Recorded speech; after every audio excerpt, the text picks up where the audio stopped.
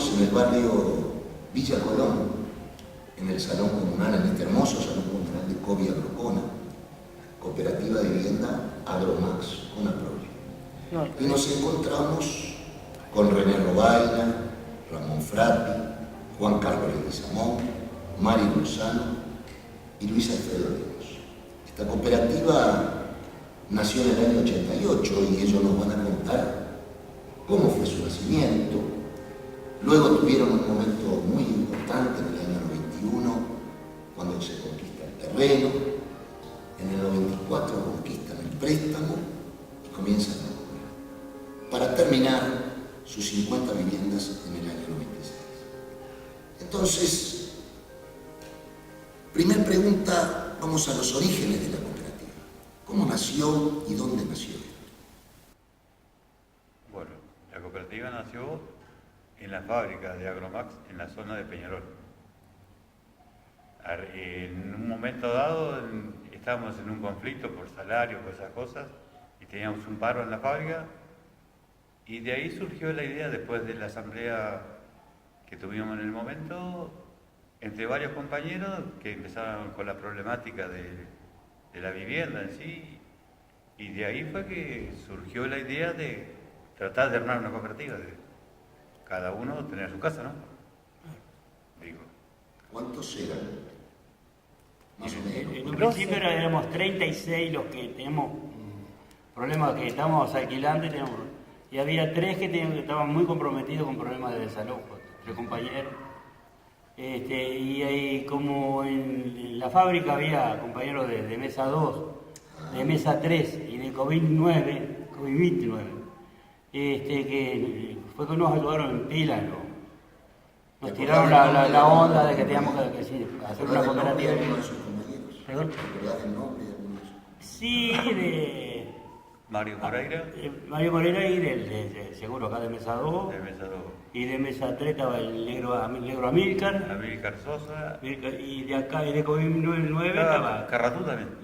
Carratú de Mesa 2. Y Morales, de COVID-9. Y seguro, Morales era de COVID-9. Y ellos le dieron las primeras orientaciones. Ellos nos dieron, seguro, una buena mano, porque no hacíamos una cooperativa de vivienda, ya que teníamos tantos problemas de alquileres y tal.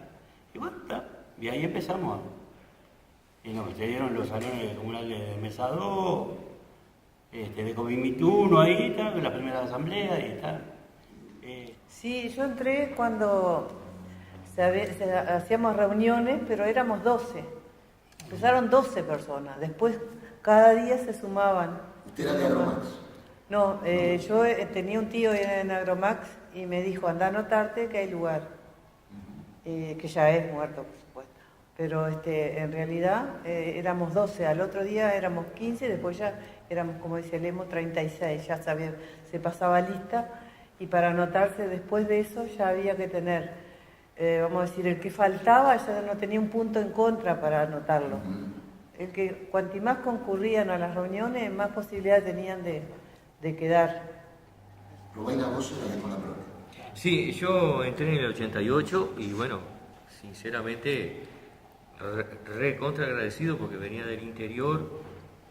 Ese mismo año nos jugamos nosotros en julio.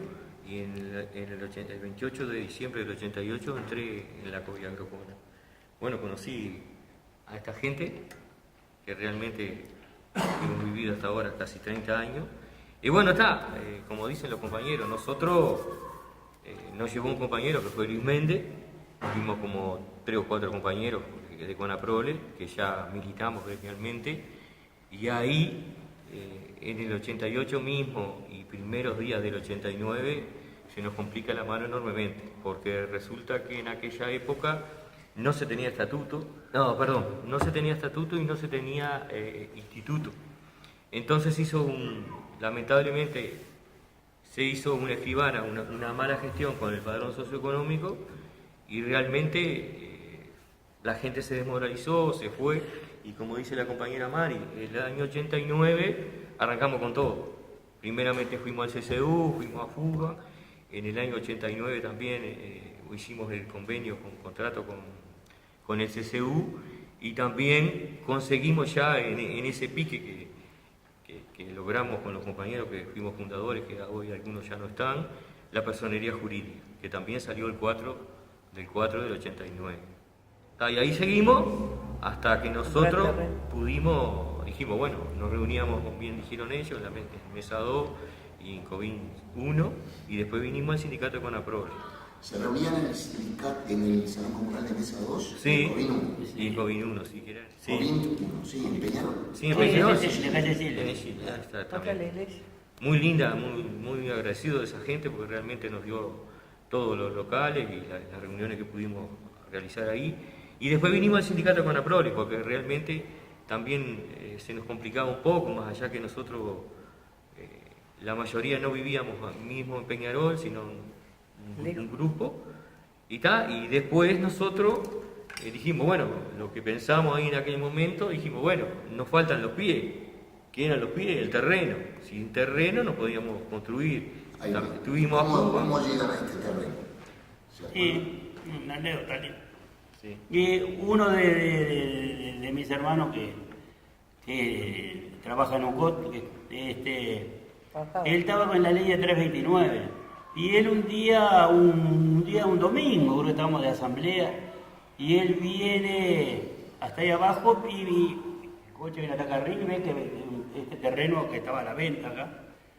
Y enseguida fue para acá, hasta Peñarol. Nos informó en la asamblea, levantamos de esa asamblea, nos subimos todos al ómnibus y vinimos para acá, que es una maravilla ver este terreno. Agregar un poco a lo que decía Lemo, nosotros formamos una comisión de tierra, que también habían compañeras como Mari Lavadí, que hoy es una compañera también de años acá en la cooperativa. Ellos vinieron también acá y nos dijeron del terreno. Nosotros andábamos buscando terreno también. Y en aquel momento también habíamos ido a fútbol a hablar con ustedes, que estabas tú y el compañero presidente, Víctor Fernández. Víctor habían Fernández, tierra. cuando el fondo rotatorio que tenían ustedes, 2 UR y todo ese tipo de cosas. Y nos plantearon que nosotros teníamos ya un dinero ahorrado de rifas y de Hicimos compra. una kermés muy grande en Una esa kermés muy grande. Y bueno, de todas maneras, los terrenos salían mucho dinero. Este terreno, cuando nosotros lo fuimos a hablar directamente, valía $38.000 y lo pudimos lograr en $31.000. Y en el año 89 se había aprobado para 144 viviendas acá. Y nosotros en el 90-91 realmente no nos querían dar de ninguna manera. No tenía saneamiento. El saneamiento llegaba a Villa del Civil, a 20 metros, 30 de acá. Y bueno, cuando hicimos el compromiso del terreno, que llegamos de acuerdo de todo el tema de lo que fue los $31.000, que lo pudimos rescatar hasta ahí, previamente de una rifa, bueno, que los compañeros vinieron a informar, nosotros logramos comprar, con el compromiso que en 120 días no nos daban la posibilidad de habilitar el terreno. el saneamiento, no podíamos comprar el terreno. Los tipos nos respetaron, y ya faltaba poco, irían 80 días, y me acuerdo que había asumido el doctor Tabaré Vázquez en aquella época de intendente, fue en los 90, estaba Benjamín aún en el tema de tierra, me acuerdo. Este terreno había sido habilitado para hacer viviendas, 144. o sea, apartamentos con altura, y por eso habían habilitado el saneamiento. Pero ¿qué pasó? Después, cuando empezaron con el tema de que iban a hacer tantas viviendas y de alto, no sé qué, no sé cuánto, los trancó la DINASIA porque por el aeropuerto no dejaban construir viviendas de alto. Y entonces nosotros fue que nos prendimos en eso, que nosotros iba a ser de 2 pisos, o sea, 2 plantas nada más, que no. Y por ese lado fue que más lo peleamos también, ¿te acuerdas? El tema de que nos habilitaran el saneamiento, porque fue todo un trámite tan engorroso que no nos querían habilitar el saneamiento de ninguna manera. Y siendo que ya estaba la habilitación para esos edificios altos. Y el problema surgió después por la altura que iban a ser los edificios, nada más, que no lo permitieron construir. Entonces nosotros nos aferramos mucho a eso, y ahí fue que se logró la parte del saneamiento, pero que dieran rehabilitación. Y le dijimos a Fernández, bueno, hablar con Ponce de León, y esto es un tema que está clarísimo, porque si en el año 89 era, como decía el compañero Juan, Estaba habilitada para 144, no entendíamos que nosotros por 50 viviendas duples no se autorizaba el terreno.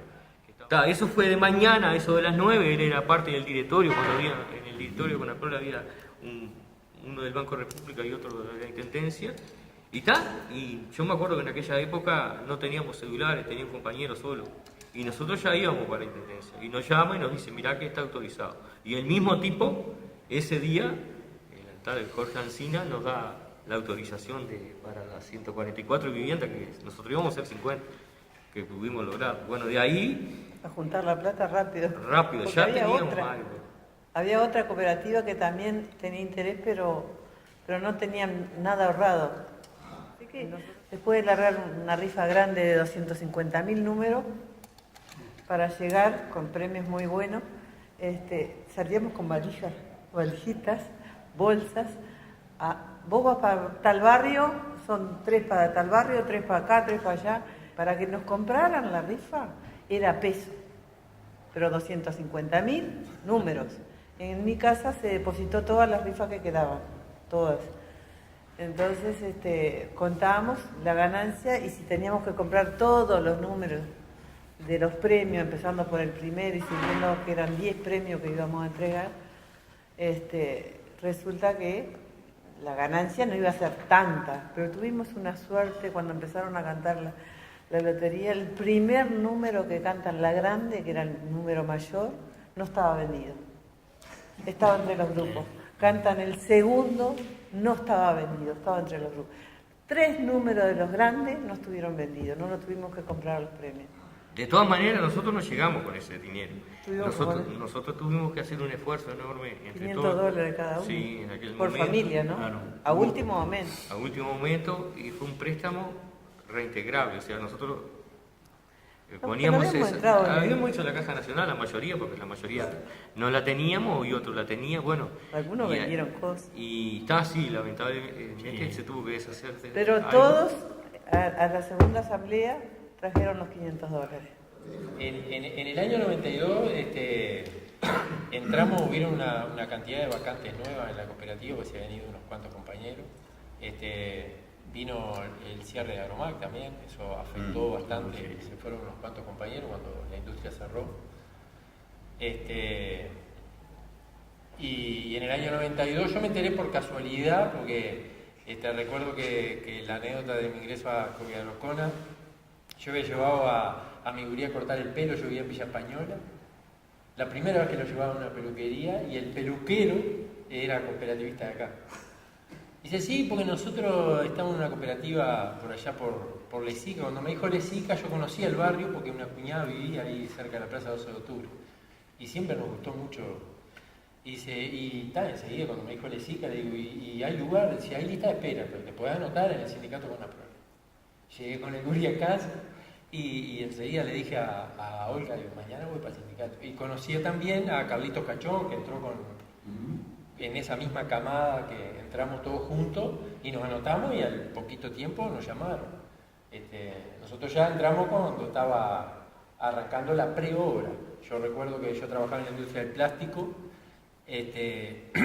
y de las primeras citaciones que tuve fue cuando se empezó a construir el salón viejo que era en la otra punta de la cooperativa. Y la cooperativa llevó una obra bastante buena en el sentido de que pese a todos los problemas que tuvimos, que incluso el Canario puede contar más en detalle, pero porque él tuvo en casi toda la etapa de pre-obra y obra en la comisión directiva. Yo estuve en el comité de trabajo, en la comisión de trabajo. Ahí por la mitad de la obra tuvimos un problema bastante serio y la cooperativa pudo salir, o sea, se apoyó mucho en el gremio. Fuban hizo una intervención muy importante en esa época y destrancamos la situación y pudimos terminar. Y terminamos la obra con excedentes, tanto que nos permitió construir este salón comunal. O sea, porque en esa época nosotros somos de las cooperativas de los préstamos en que el gobierno había quitado los salones comunales. Era tan lindo venir a trabajar en grupo, nos reíamos tanto las mujeres. Una anécdota de que vinimos después de una lluvia y el capataz nos dice, que había que vaciar los pozos y secarlos con trapo de piso. Y yo dije, es una cachada, ¿cómo nos va a mandar adentro del barro a sacar agua y secarla de trapo piso? Esperaba que se fuera el tema de la broma y que viniera la parte seria, en qué íbamos a hacer ese día. 70 pozos llenos de agua, a balde, y terminaba como latita al balde, el barro para afuera, y después poner los trapos piso, torcerlos en el balde y tirar y sacar y sacar. Y todas las mujeres estábamos haciendo Y eso. lavar el hormigón. Y era el día de hacer Limpito. hormigón. Y era el día de hacer Pero yo lo tomé como una cachada por rato. Estaba esperando que cambiara el mandato, el capataz, porque digo, no, esto no puede ser serio. ¿Cómo me va a decir que tenemos que vaciar los pozos y secarlos a trapopisos si son tierra, son barro? Y cuando empezamos la obra, el primer día que íbamos a empezar la obra, justo ese día hubo paro del Zunca. Y no pudimos trabajar, tuvimos que empezar al otro día. Fue un periodo muy lindo de la obra. Se trabajaba a pila. Nosotros trabajamos mucho haciendo los pozos de la fundación, los dados. Es el momento más lindo que tiene todas las cooperativas, no esta, sino todas las cooperativas, el momento de obra.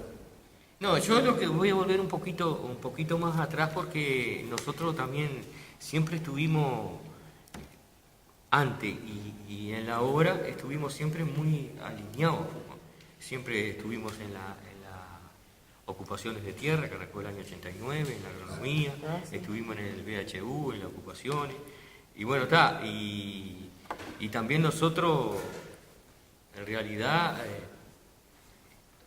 no como ahora nosotros vamos a una movilización y no vemos lo que veíamos antes. Nosotros, el compañero que le tocaba, la compañera que le tocaba venir a hacer la jornada ese día y había movilización de fútbol, de ahí mismo se arrancaba y se iba con los cascos y íbamos todos embarrados, como estábamos trabajando, y íbamos a la movilización. Y esta cooperativa siempre se inculcó, o siempre se estuvo constantemente diciendo, más allá que era difícil porque somos diferentes de alguna manera, siempre gremialmente, como dice Lemo y como dice Mari y Ramón.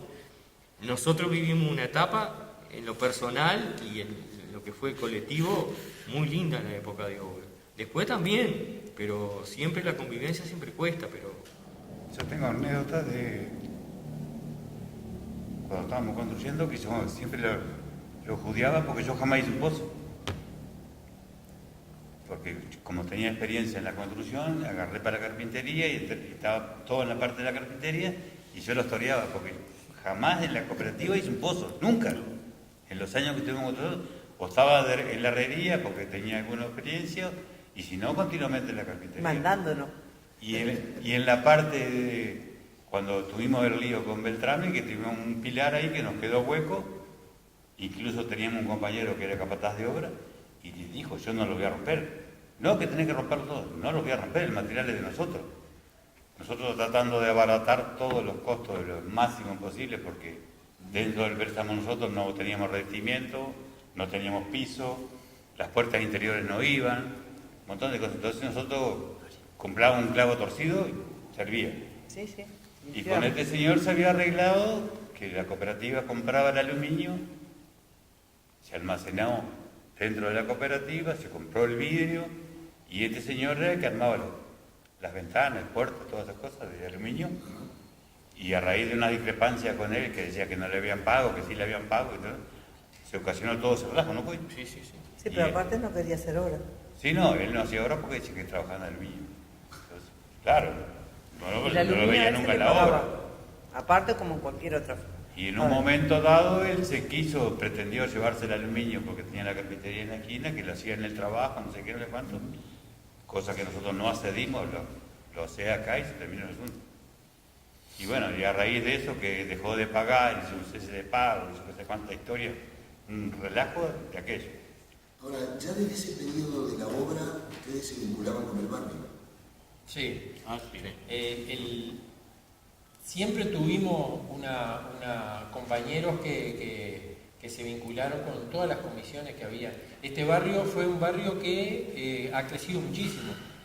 Hoy por hoy, si tú sales por el barrio, vas a ver cooperativas en construcción, cooperativas que hace poco inauguraron, cooperativas que ya tienen su terreno y van a empezar a construir dentro de poco. O sea, Villa Colón, que a principios del siglo XX era un barrio residencial de la clase alta de Montevideo, era una villa que tenía portones, ¿no? Sí. Basta ver las mansiones que hay acá, ¿no? Se proletarizó, digamos. Y nosotros fuimos, estaba INPE, pero no había más nada acá. Y eso con los compañeros del barrio 12 de octubre, que es las viviendas que están detrás del Samboa, se había generado una comisión barrial que trabajó siempre para la mejora de los servicios, básicamente de transporte. O sea, el transporte antes te dejaba en el Colegio Pío, no venían ómnibus para acá. Entonces hay una lucha larga en la mejora del transporte, que incluso hasta ahora todavía hay reivindicaciones de aquella época que se las seguimos planteando en la Intendencia, pero ha mejorado muchísimo, ¿no? El barrio cambió sustancialmente. La cooperativa siempre tuvo una cosa buena, que estuvo siempre muy vinculada a su barrio. O sea, siempre nos vinculamos muchísimo con todas las comisiones que había, con la comisión de INVE, con las cooperativas vecinas, con las radios comunitarias.